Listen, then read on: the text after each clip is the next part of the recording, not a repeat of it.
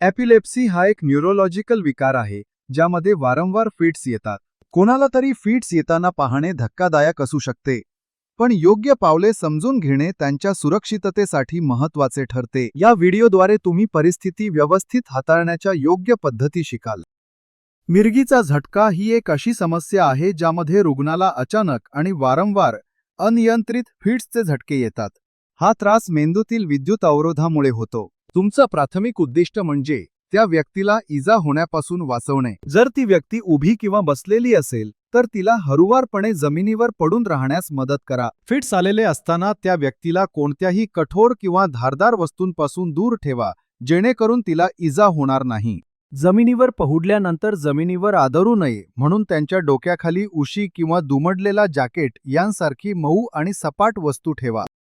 Fits थांबत नसल्यास शक्य असल्यास त्या व्यक्तीला कुशीकडे वळवा. यामुळे त्यांची श्वसन नलिका मोकळी राहते आणि लाळ किंवा उलटी सहज बाहेर पडते. फिट्स किती वेळ राहतात हे घड्याळात पाहणे महत्त्वाचे आहे. कधी सुरू होतात आणि किती वेळ टिकून राहतात हे लक्षात ठेवा. जर तुम्हाला वैद्यकीय मदत मागवावी लागली तर ही माहिती वैद्यकीय तज्ज्ञांना उपयुक्त ठरेल. फिट्स दरम्यान काही गंभीर गोष्टी तुम्ही अजिबात करू नयेत. त्या व्यक्तीच्या तोंडात काहीही घालू नका. जुने गैरसमज काढून टाका. यामुळे त्यांच्या दातांना किंवा जबड्याला इजा होऊ शकते आणि श्वसन नलिकेत अडथळा येऊ शकतो. तसेच त्यांच्या हालचाली रोखण्याचा प्रयत्न करू नका. फिट्स नैसर्गिकरित्या होऊ द्या, पण त्यांना धोकादायक वस्तूंपासून दूर ठेवा. फिट्स पूर्णपणे थांबेपर्यंत त्यांना अन्न किंवा पाणी देऊ नका. फिट्स थांबेपर्यंत आणि ती व्यक्ती पूर्णपणे शुद्धीवर येईपर्यंत तिच्यासोबत थांबा. फिट्स नंतर त्यांना गोंधळलेपणा किंवा तंद्री जाणवू शकते. यांच्याशी शांतपणे बोला आणि त्यांना धीर द्या.